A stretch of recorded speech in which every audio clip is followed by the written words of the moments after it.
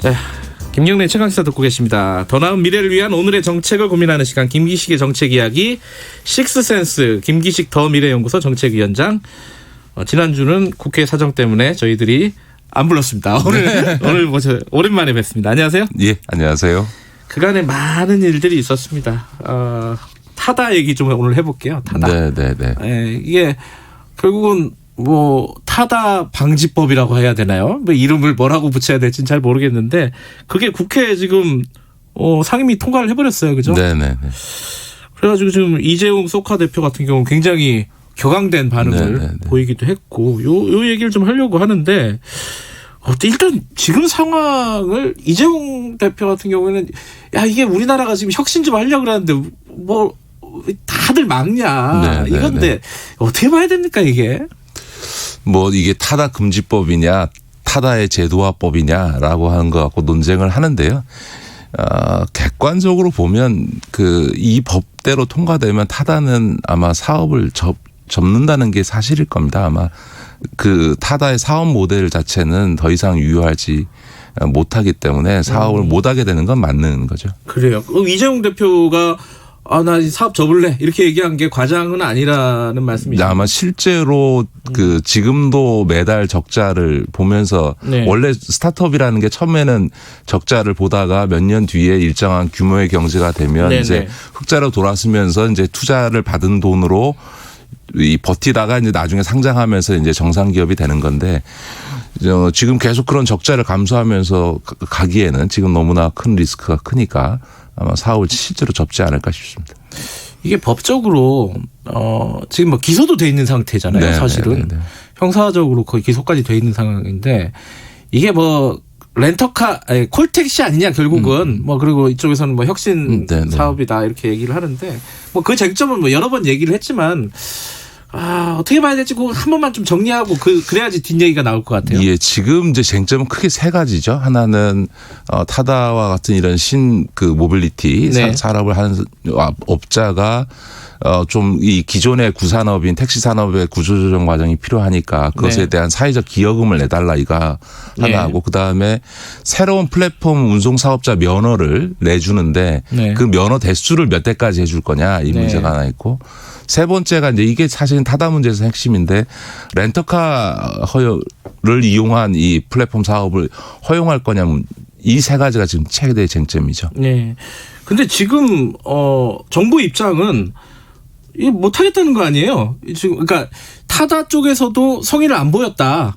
뭔가 정부 입장에서도 지금 어쩔 수가 없다 이런 거 아니에요?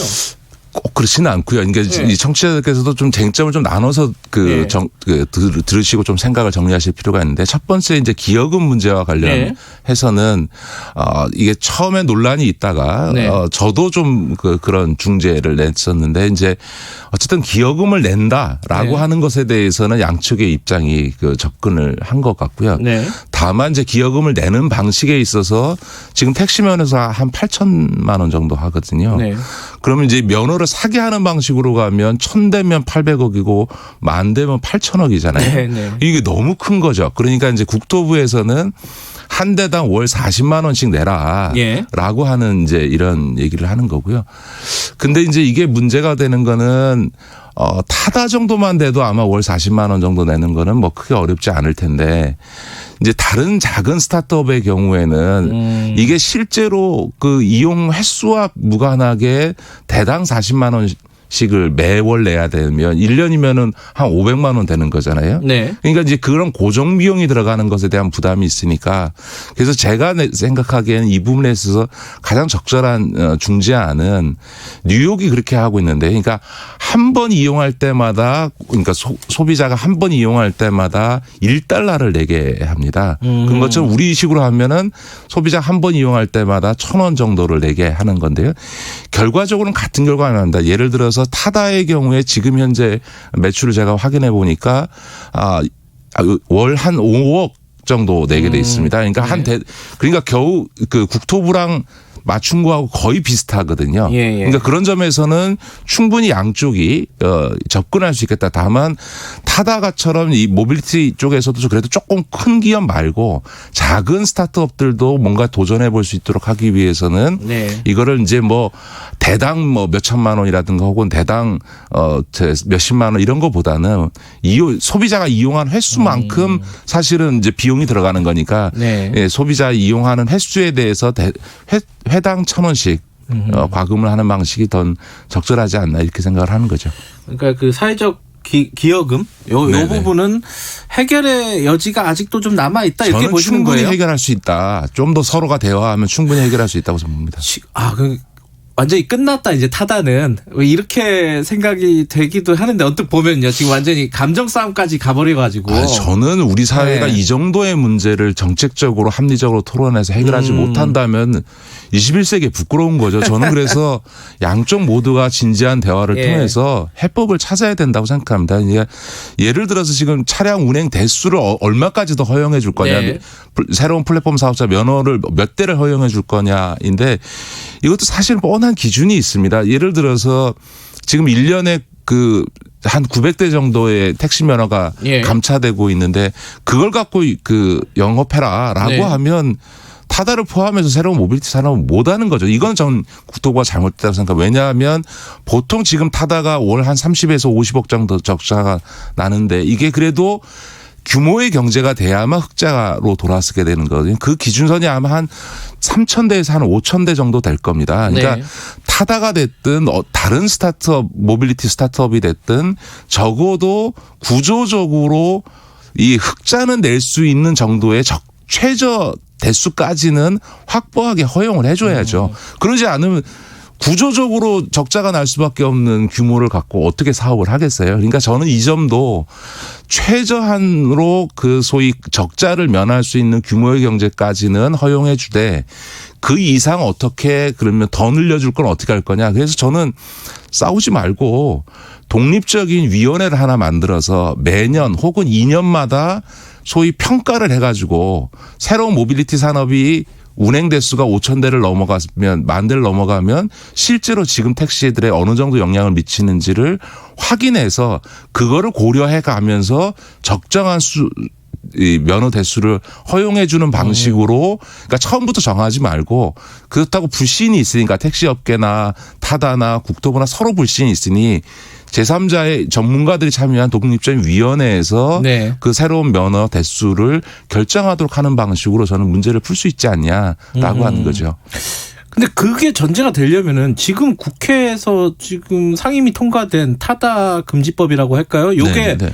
멈춰야지 가능한 거 아니에요? 그게 통과되면은 불가능한 거 아닙니까? 저는 아직은 이제 이게 지금 그 상임위를 통과한 거고 법사위나 본회의를 통과한 것이 아니기 때문에 지금이라도 늦지 않았다고 생각합니다. 지금이라도 저는 예. 대화해서 물론 상임위 통과한 법 어떡하냐라고 얘기하는데 더 중요한 거는 합의를 통해서 법률이 제도가 원만히 정착되는 게 중요하기 때문에 저는 지금도 다시 대화해야 된다고 저는 생각합니다. 그렇군요.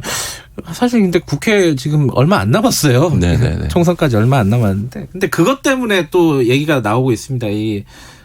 타다 측에서는 지금 이렇게 택시 업계들을 위해 가지고 이렇게 법안 마련하고 정부가 정책을 피는 거는 총선용 아니냐. 네네네. 반대로 정부 입장에서는 니들이 언제 택시업계랑 이렇게 진지하게 대화를 해봤냐. 니들만 네네네. 혁신기업이냐. 뭐 이런 서로 간에 싸우고 있단 말이에요. 그러니까 총선 앞두고 이게 잘 해결이 안 될 느낌이 좀 들기도 해요. 그렇습니다. 이 사안에는 택시업계 반발이라는 것이 정치적으로 작용하고 있다라고 하는 건 뭐 부인할 수 없는 현실인 거고요. 네. 사실은 이게 이제 정치자들 기억하실지 모르지만 작년만 하더라도 타다가 아니고 카카오가 택시업계의 표적이었지 않습니까? 카카오 맞아요. 카풀 지금 예. 맞네. 예. 그러니까 저는 이 부분이 지금 타다 문제로 불거져 있지만 사실은 작년에 정부가 이 새로운 모빌리티 산업에 대한 어떤 제도화를 들고 나오면서 명확한 대안을 못 세운 상태로 이 접근을 하다 보니까 지금 계속 갈등 구조가 만들어지는 측면이 있습니다. 그래서 그러니까 이제 요즘은 택시 업계들이 이제 정치적 발언권이 세지니까 작년에는 카카오를 올해는 타다를 이렇게 표적 삼아서 지금 이렇게 공격하는 방식으로 지금 하고 있는 거거든요. 그러니까 사실은 우리나라의 대표적인 IT 벤처 기업들이 다 지금 공격 대상이 되고 있는 거니까 이건 정말 구산업과 신산업 간의 충돌이라고 볼 수 있는 거죠. 그러니까 타다 측에서 지금 이제 이게 택시 산업 안으로 들어오라고 하는 거다라고 하는 주장을 하는 거는 이제 렌터카 허용 문제가 제일 핵심적인 문제거든요. 근데 왜 이렇게 렌터카 허용이 중요한 논쟁이 되냐면 예를 들면 우리 청취자도 아시다시피 낮에는 택시 수요가 적잖아요. 네. 그럼 한 1,000대만 운영하면 되는데 밤이 되면 이제 택시 수요가 많지 않습니까? 그럼 그게 한 5,000대가 수요가 필요한데 소유를 하게 되면 낮에 기준으로 1,000대를 가지면 밤에 수요가 모자라고 수요에 부응을 못하고 밤의 수요대로 5,000대를 가지면 낮에는 4,000대를 놀려야 되잖아요. 1,000대밖에 수요가 없으니까.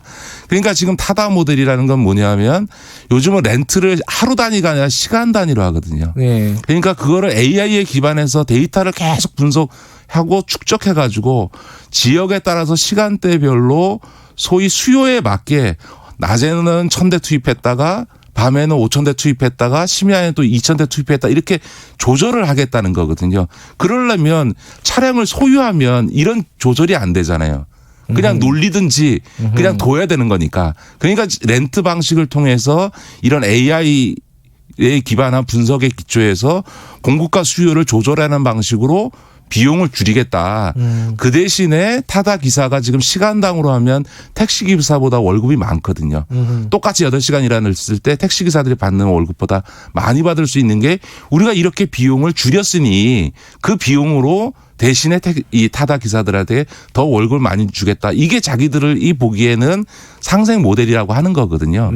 이런 이제 소위 비즈니스의 특성이 있기 때문에 이거를 법으로 금지하는 방식으로까지 갈 거냐 아니면 시행령 문제로 넘겨놓고 그거와 관련해서는 적어도 한 1, 2년 정도 실험을 해가면서 이게 실제로 기존의 택시 산업에 어떤 영향을 미치는지 좀 검토할 필요가 있다. 이 점과 관련해서는 저는 조금 일리가 있다고 봅니다. 그러니까 이 부분도 좀 대화가 필요한 것 같아요. 예를 들면 국토부도 지금 새로운 플랫폼 운송사업자 면허를 주겠다. 택시 면허와는 다른.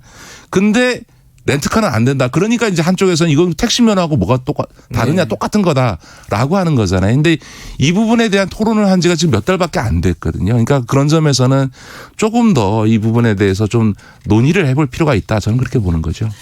타다에서 이게 논의가 한창 진행될 때 갑자기 이제 차량 대수를 늘리겠다, 확장하겠다 사업을 이래가지고 사실 감정을 건드린 측면도 좀 있었던 것 같아요. 그렇습니다. 아닌가 이제 저는 제가 지켜보면서는 이제 타다 측의 대응도 지나치게 좀 측면이 있고요. 너무 감정적이었던 측면도 있다고 저는 보여집니다. 알겠습니다. 요거는 어쨌든 금지하는 법안을 서둘러 만들기보다는 일단 대화를 하고 차차 좀 진행해 보자. 이게 지금 김희식 위원장의 생각이시네요. 그렇죠? 예, 저는 그 서로가 좀 더 양보해서 어쨌든 제도가 새로운 제도를 도입하는데 이게 잘 도입될 수 있도록 이런 정도의 문제를 해결하지 못한다는 거는 좀 부끄러운 일이다. 저는 그렇게 보는 거죠. 알겠습니다. 오늘 예산안 요거 졸속 처리라고 해야 될까요? 요 얘기를 좀 하려고 했는데 이거 총론적으로 좀 듣고 마무리해야 될 것 같아요. 몇 가지 문제가 있습니다. 해마다 기한을 넘기는 문제. 그리고 심사를 제대로 안 하는 문제. 그러다 보니까 또 실세 의원들이라고 할까요? 막 지역구 의원들 막 빼가는 문제. 여러 가지 문제가 막 다 얽혀져 있어요. 이거 해결은 해야 될 것 같은데 직접 경험이 있으시니까. 예, 저도 19대 때 예산결산위원을 해봤습니다. 국회의원을 했는데도 불구하고요. 올해 통과한 예산이 지금 512조가 조금 넘는데 이 엄청난 국민의 세금의 예산을 확정하는데 국민들은 물론이고 예결위원도 아닌 사람이 아니라 예결위였던 국회의원도 그 512조 예산의 세부 내역을 제대로 검토해 본 적이 없습니다. 거의 그냥 소위 그것도 더 나가서 소소히 한 6명이서 기재부 공무원 붙잡고서는 예산 심사해가지고 그냥 처리가 되는 게 지금 우리 국회의 현실이거든요. 저는 그런 점에서 보면 이 국회 가장 중요한 게 예산을 심의 확정해 주는 일인데 이게 이렇게 졸속으로 그다음에 매년 법을 어겨가면서 시한에 막바지에 가서 이렇게 처리하는 것은 정말 문제다라고 저는 생각을 합니다. 어떻게 해야 될까? 이게 문제잖아요, 지금. 사실은 이제 미국 같은 우리가 이제 대통령 중심제 국가 아닙니까? 원조인 미국 같은 경우에는 의회 편성 권한 자체가 그 예산의 편성 권한 자체가 의회에게 있습니다. 아, 그래요? 왜냐하면 국민의 세금으로 구성되는 예산이기 때문에 국민의 대표인 국회가 그걸 하게요. 집행부, 행정부라고 하는 거는 국회가 승인해 준 걸 집행하는 기관인데 집행하는 기관인 니네가 왜 예산을 편성하냐. 이게 이제 미국 대통령제에서의 원리거든요. 근데 우리는 아예 사실은 국회는 동의권만 있을 뿐이지 예산 편성도 기재부가 하고 더군다나 그걸 수정할 경우에는 기재부의 동의를 받지 못하면 아예 무조건 부결되는 겁니다. 이번에 그 처리할 때도 한나라당에서 자유한국당에서 수정안 내니까 그냥 홍남기 부총리가 나와서 부동의합니다. 그러니까 부총리가 부동의했기 때문에 이건 표결 자체를 취소합니다. 이렇게 처음 보는 네, 그러니까 기재부가 부동의하면 아예 표결 자체를 못한다. 국회의원이 낸 수정안이 기재부의 부동의에 의해서 표결조차 할 수 없는 구조를 갖고 있는 게 문제이기 때문에 저는 기본적으로는 중장기적으로 보면 개헌을 한다면 이 예산 편성과 관련해서는 의회의 권한으로 가져오는 게 맞고요.